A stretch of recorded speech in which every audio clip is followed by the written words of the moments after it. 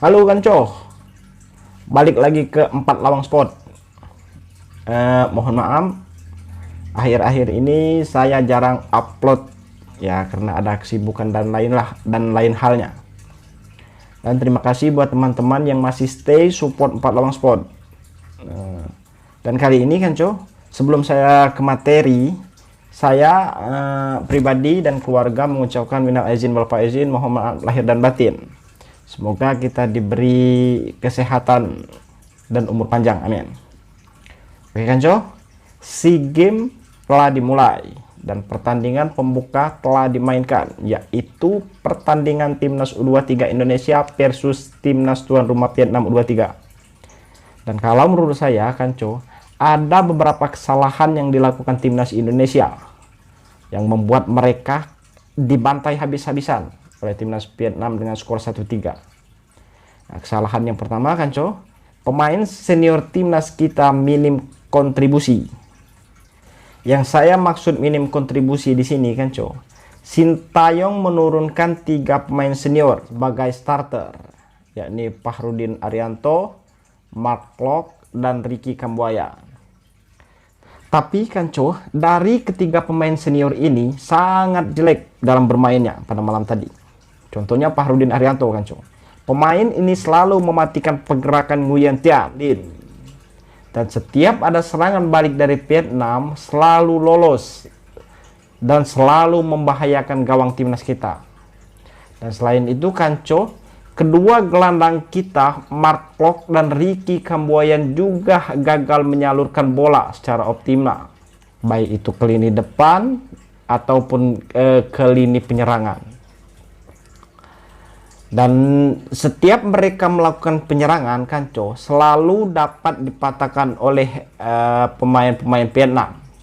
Padahal Kanco, Sintayong mengharapkan dengan masuknya 3 pemain senior ini bisa menjadi pembeda buat timnas Indonesia. Tetapi ketiga pemain senior ini menampilkan performa yang kurang bagus. Terus kesalahan yang kedua Kanco, pola permainan timnas kita masih belum terbentuk sempurna. Kenapa saya bilang seperti itu Kanco? Kan kita melihat Kanco bagaimana pertandingan ketika di Piala AFF kemarin. Pemain timnas bermain sangat bagus dan memiliki pola yang lebih jelas. Dan kita pikir pemain lebih baik ketika bermain di ajang SEA Games.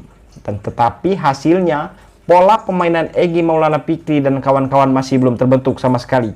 Dan masih banyak kesalahan-kesalahan. Terutama Kanco dalam hal-hal sepele, yaitu dalam umpan 1-2.